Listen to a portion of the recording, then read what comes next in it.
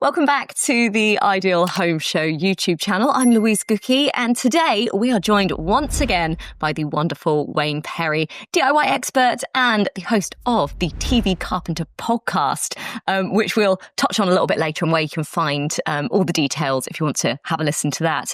Now, today we are chatting about one of Wayne's projects, a personal project. And it's actually, he redid his kitchen and saved £10,000 in the process of doing this. We're going to be talking about how you can do something similar, how you can get involved, save some money, and talk about where to look to get these savings. So Wayne, thank you so much for joining us again. How are you? I'm really good. I'm actually sitting in my kitchen now. So see it, it's on the other end. It's a topic I really wanted to share because I think the markup on kitchens is ridiculous. Once you break it down and realize they just make those numbers up. And I actually saved £10,000 through not necessarily, I didn't build much of it myself. I bought it, but it's just pulled it in from different areas where you don't think to save 10 grand and get a bougie kitchen, which we absolutely love. Because this looks like a really, really, really expensive kitchen, but actually it isn't horrendous when we break down the costs, which we'll sort of look at as we go through. So I guess we'll start with why you were redoing your kitchen and how you then decided to sort of do it yourself a little bit. So yeah, go through the process for us. So we've done a whole full renovation. I took 7 months and renovated this 1930s house that we've got now. It hadn't been touched. The lady who was in it was 90 odd and her parents bought it. So that's the kind of state of the house it was. So we knew we needed a new kitchen, and even though we were covered in dust and plasterboards and everything, the thing that was getting us to the end was we were going to have this dream kitchen that had the quartz, it had the cooker tap, it had all the things that you dream of. So me and my wife, we went, and my daughter, the whole family, even the dog, we all went to a high street kitchen store. We thought, let's go full out, but then we can, it was a high street store. It wasn't one of these, bespoke built, kitchens. It was one you buy off a peg. And the quote came back at just over £32,000. Now, that was for me to fit it. So that's not even paying, if I was to pay myself, that's just for the stuff to put the kit in the kitchen. That didn't include someone coming over and fitting it? No, that was me. So there's those elements of going, that's £32,000. And I could see my wife, the colour drain from her. She was going, well, maybe we could get rid of the cooker tap and maybe we could get rid of this, that. And I was like, dreams being shattered. Yeah, on the floor. And to be fair, our budget was 21k, which I thought was a healthy budget. And that was a 21k, like literally bum squeaky kind of pulling money from back of sofas because we'd done a whole house renovation. So I was hoping I'd get some change back from that.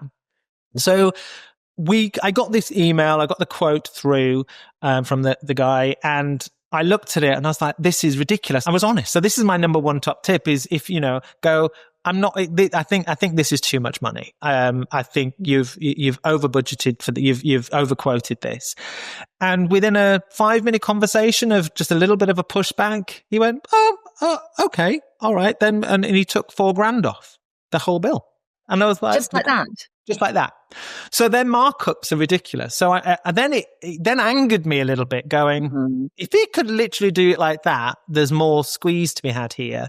And what really showed me is there was one unit, which kind of like, if you've got an integrated kitchen fridge unit, the carcass that goes, so it's not the fridge isn't even inside it, but the unit that goes round it for the fridge, a tall larder fridge, that was coming in at £1,500 just for that unit. So no fridge in it. It's just it's not a cardboard. It's a chipboard cupboard with a door on the front.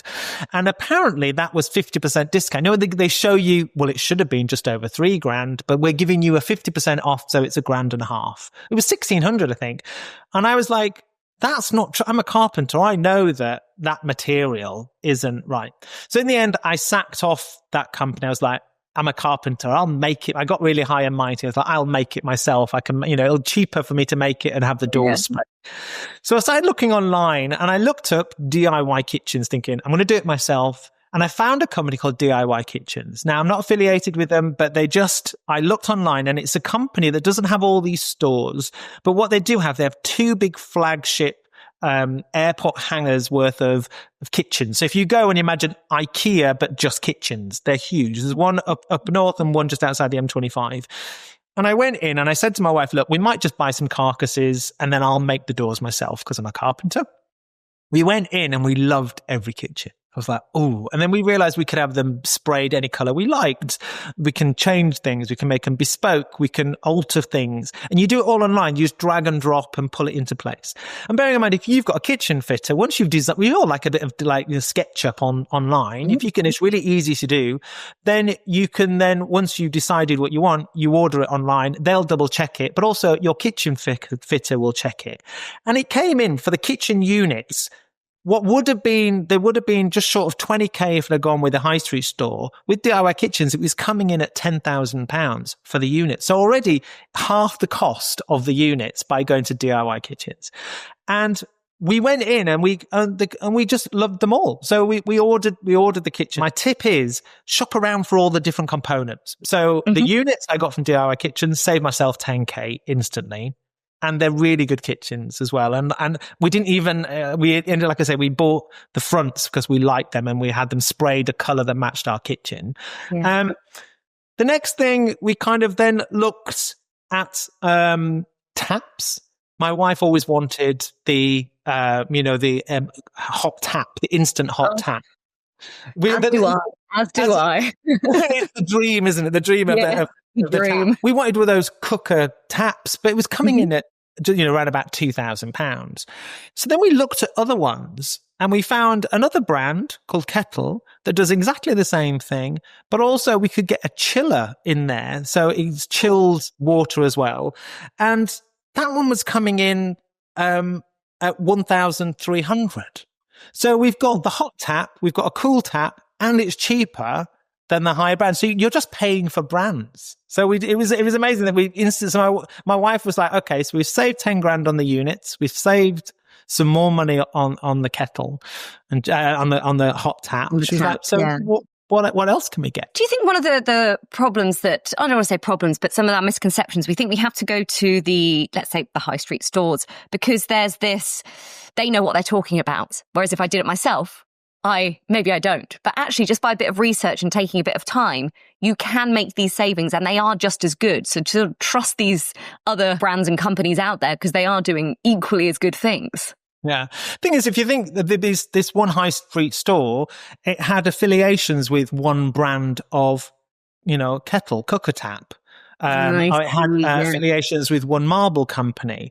So, and they get a markup on all of this. So and they're paying for shop fronts, they're paying for staff, they're paying for all these things. So, and because we only ever buy a kitchen maybe once, twice in our lifetime, we've nothing to compare it to. Even me as a DIY expert, I went into the store not knowing how much that first quote was going to be. So when someone, and also it's ease, they kind of go, well, we can do it all for you. We can potentially put you in touch with a fitter. We can potentially, we'll sort your marble, we'll sort everything out. So you get this hugely inflated quote. So all I did is just step back a little bit.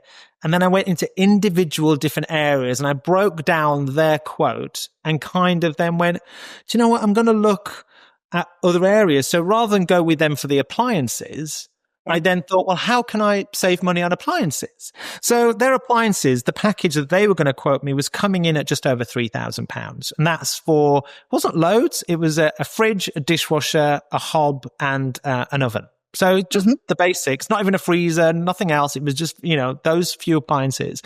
And then I remembered something I'd learned by working on TV makeover shows, that if you look up and type in A-grade appliances, now an A-grade appliances is something where it's secondhand, but it's never been used. It could be from a showroom.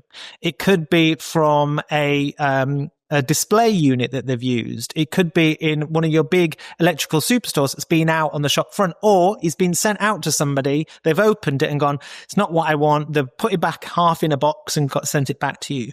So these appliances, there's whole companies that deal with A-grade appliances. So just type in A-grade appliances and what you'll find, it's whatever's available, but it might have a scratch on the side. But if it's inside your kitchen unit, you're never going to see that scratch.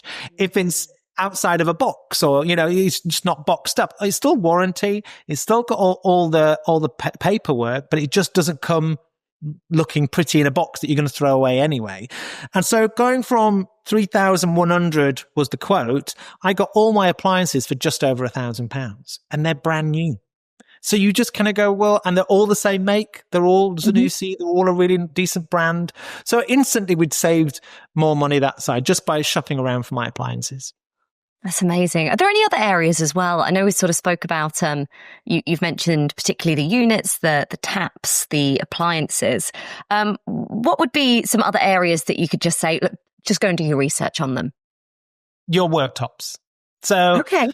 The worktops, and I keep using the first one as a quote, as a springboard to come back again, because I knew that was my benchmark. I needed to save money. You know, we wanted quartz, and the quartz for a basic, just a single square slab of quartz with a basic edge, no upstands, no grooves for my sink or anything like that, was coming in at 7,700. So it's a lot of money. Is your worktops, is your quartz. But we kind of went, you know, we're of an age where me and my missus were going, we need quartz in our life, or we need marble. You know, we've worked hard for this. But that was the one that was going. I was like, babes, we're going to have like a slab of wood because I can cut that myself. Yeah. But we'd saved a bit of money, and I ended up going to a local marble shop, as it were, yard, and it ended up being around the corner from where we used to live, called londonmarble.com. And I walked in a bit tentative, and I was like, thinking of getting quartz, and he was brilliant, was the guy, and he was really honest with me, and he says, you don't realize, but marble and quartz, it's all branded. It's all by companies who sell their brand, and they're made, but a lot of them tend to be made in similar places. And he says he's been working in the industry 20 odd years, and sometimes he can look at two different companies' quartz, and he doesn't know the difference unless he turns them over and looks at the label underneath. He says, so I work with it daily. So you as a customer, you're not going to know whether it's from a bougie high-end quartz company, for example, or more of a budget range. He says, so look around, show me something you like, and then I can give you the budget company that will do the same kind of quartz, the same look. So we looked around, found this one particular quartz that we liked, had a lovely grain in it. It was really nice. And it was over £1,000 cheaper for the actual raw product than it would have been if we'd have gone really for the bougie one. So we didn't save a load of money in this area, but what we did, rather than going from the basic just slab with no grooves and upstands, we then really went to town on the finish. So the whole house has this double bullnose feel, which is really trendy at the moment. It's like demolded. So our worktop looks like it's double thickness because we've got a bullnose, then we've got a second bullnose underneath. It's only a little bit underneath, but from the front, from the side, it looks really thick. So we've got this gorgeous curved, we paid extra then to have this gorgeous double bullnose around every piece of worktop quartz. We had upstands, we had cutouts for all our sinks and our drainage, and also our our hob is sunken into it. So all these little things can add up. So from our quartz being 7,700, it ended up being 7,400. So it was still a little bit cheaper, but we got something that would have cost at least a couple more grand more, if you'd have gone back with the original people. And they were just offering us just one simple slab, no upstands and nothing. So my top tip with the quartz then is just shop around, go in there, see something you like and go, I like this, but actually, is there a cheaper version? Because you will never know. And there's a sticker underneath this quartz that I never see because it's hidden underneath a unit somewhere. So, do you know what I mean? So, and go speak to, and what I loved as well, I was using a local trades. He was great, was the guy who helped me, and just, I was supporting a local company, which I'm a big fan of as well. Yeah, love that. And just before we finish then, let's talk about finishes in the, I know, very good, in the kitchen, because that's, I remember when I was like even so much looking for like light switches, I was amazed how expensive a light switch was. So when we're looking at things like a door handle, all those little things, where could we go to potentially save there? Yeah. So we didn't really go for all our light fittings in the kitchen. We chose external lights because they're water resistant. So we went online and we looked at different lights there that we found.